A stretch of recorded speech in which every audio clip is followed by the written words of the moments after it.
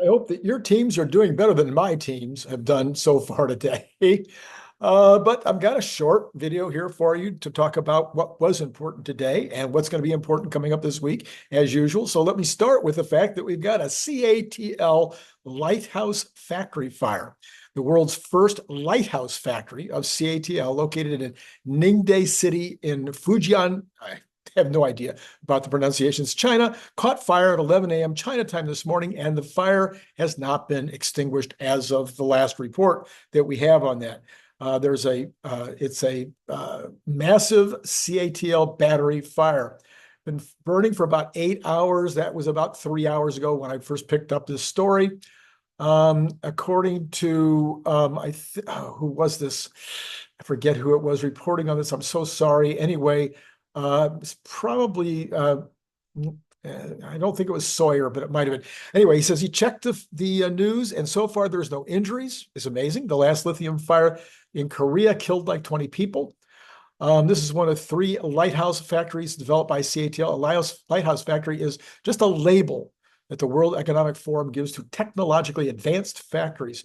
Given the current glut of battery cell production capacity, it would be surprising if this creates anything more than a blip for cell production in total, and doubt that it will affect Tesla's battery supply, because not really that sure that it's even a factory that Tesla draws off of. Apparently, they have a factory that's much closer to their facility that is more likely the one that they use. Will it maybe impact the stock price tomorrow morning if there's no resolution, or if we don't know more? Yeah, you can see a couple of points come off maybe because of it. All right, and then this is okay. Yes, this is okay. So this is, I'm sorry. So I did say that I was going to respond to some of your comments and do a story on that this morning, which I did not do. I'll go into the reasons maybe on another day, but I did find one that was very, very interesting. So I wanted to talk about that. This is, boy, I was having a rough morning here. I didn't put down the name of the commenter here. That's very sad.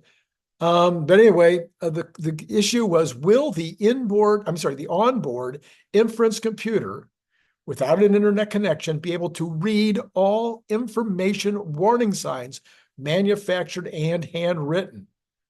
Would you please pass this on to your brain trust? So I will be passing it on to my brain trust, and I have done some research on it. And this is a very interesting question about how the neural net, how the video-based neural net is reading signs now. My understanding would be that they are reading these signs as like pictures and getting used to what the human does with regard to a picture like that. And then, pretty soon you've got bajillions of different pictures of signs. And so at some point you should have enough information that it would be rare that the FSD would fail to do the right thing with regard to a sign. My question to Dr. Know-It-All, and he responded, my question was, well, gee whiz, wouldn't it be able to eventually read this as letters, be able to take those letters and respond to them in the way that a large language model would? And Dr. Know-It-All thought that was not something that currently is likely, or maybe even possible, maybe later. Anyway, he didn't say maybe later. I'm adding that. But it's an interesting question as to, could this be a piece of the edge cases that will take a substantial, maybe that'll be one of the reasons it takes a few more months before we really get it 100% ready to go live. Don't know how this impacts Waymo. I guess Waymo, because it's in geofenced areas, knows all of the signs that are currently in that geofenced area. Maybe not. I don't know how that's a very good question anyway. I'm glad the question came up. Let me know in the comments below if you have any thoughts about that. Finally, I have the reference. I'll try to look up that guy's name and put it in my comments, pin it to the top of the comments so he gets credit. From MSN.com, China revealed ambitious plans to mass produce humanoid robots today. which it believes will be as disruptive as smartphones. I would say at least as. They are expected to become disruptive products after computers, smartphones, and new energy vehicles, according to a translation of the document. Per Bloomberg, the document was short on details but big on ambition. However, some Chinese companies are seemingly helping to tackle the country's robotic ambitions in earnest. Now, we know that. I would say at this point, there's 50, 60, maybe more companies in China working on humanoids. For example, Chinese startup Fourier, which we've talked about many times, Fourier Intelligence, said it would start mass producing its GR1 humanoid robot by the end of this year. Mass producing by the end of this year. I think their goal is about, if I remember, is about 10,000 a year.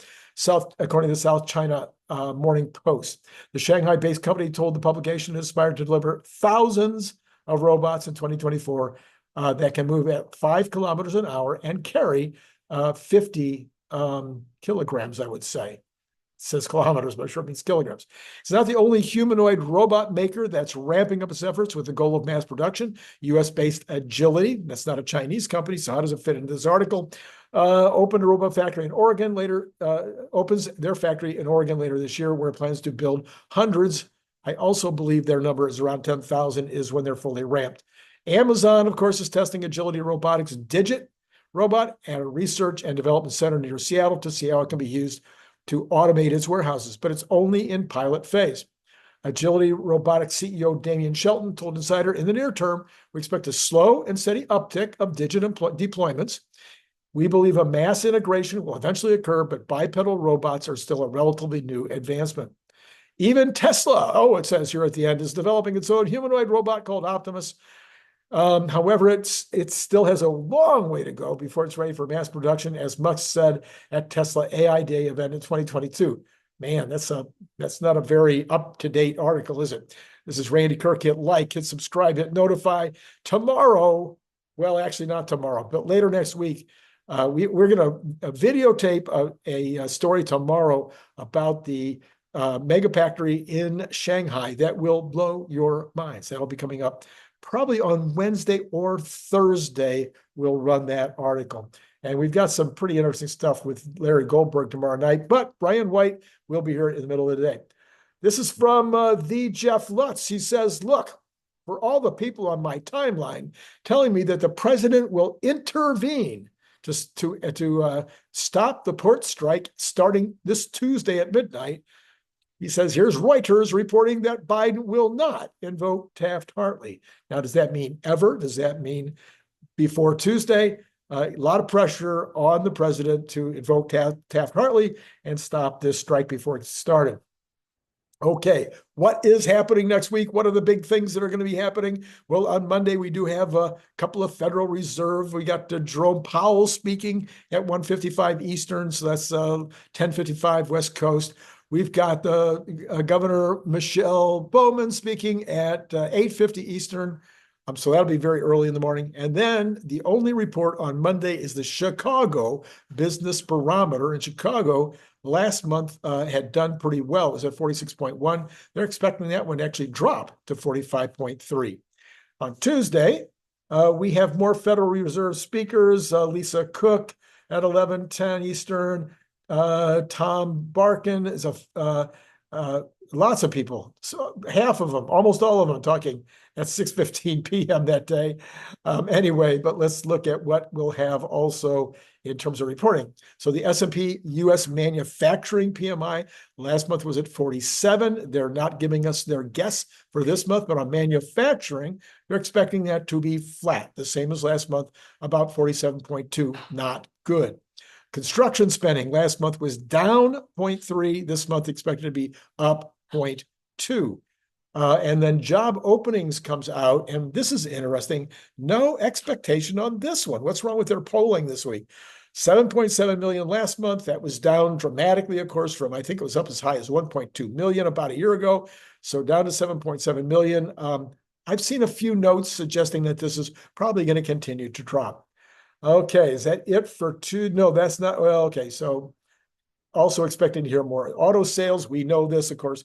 On Tuesday, we'll have Tesla announcing their auto sales, and then on Wednesday, we will have the China numbers, And then on Wednesday, we'll have their overall first quarter numbers. And then multiple of the other companies that manufacture cars will be bringing their numbers as before and during and after the same time as Tesla. So watch for that all next week. All right, then on Wednesday, we start the real fun. Lots more Fed speakers, but we have ADP employment, which last month was 99,000, which was a really low number. And again, no guess here. So interesting that there's no guesses this week on what it's going to be. That'll be interesting to see what comes up. That's the only thing other than lots of Fed speakers on Wednesday. Then on Thursday, we get traditionally, of course, the initial jobless claims. There's always a guess on this one. There's no guess. It was 218,000 last week. Tends to be in a range of about 210 to 240 at the most. So that I have no clue as to what's to expect, but probably in that range. Then we have S&P final U.S. services coming in last month, 55.4, which was up a bit. That one, no guess again. And ISM services expected to be flat at 51.5, which is a good number. Factory orders last month was up 5%. They're expecting that to be flat. No increase or decrease in factory orders. And then more and more and more Fed speakers. Then, after having waited all week for this, we had some pretty exciting stuff on Wednesday with the Tesla numbers, but on Friday we get U.S. non-farm payroll. Last month it was 142,000, with lots and lots of changes to the previous months. This month they're expecting that to be up to 144. But what they need is a new line here to talk about what are the changes to the previous months. The unemployment rate last month was 4.2, which had come down a little bit. They're expecting that to stay even at 4.2%. Yeah, I don't have a change on that. I don't have anything to add to that. U.S. hourly wages last month were up 0.4. They're thinking the polling thinks it'll be up 0.3. And year over year, last month, it was 3.8 for the year over year number. And again, no guess on that particular number. But Friday should be very interesting. It will probably determine how the betting will go with regard to the Fed interest rate cut coming up on November 7th, I believe it is, 2 days after the election. And right now, it's about 50% are saying that it'll be another 50 basis point cut. Most of the rest are saying 25, and a few people, of course, are expecting no cut, but not very many, probably 6. Anyway, more Fed speak to end the week there on Friday. All right, so I didn't do anything else earlier today, but yesterday there was really good videos that nobody watched. And so if you have more time and you're not interested in the third game tonight, you should go back and watch both of the morning videos, one by Brian Wang and one by CERN Badger. Believe me, you will not be disappointed in either one of those. I will put both of those cards up right there. And that's a short video tonight so that you have time to watch it and still get back and watch football. So until tomorrow morning, it has been great talking to you.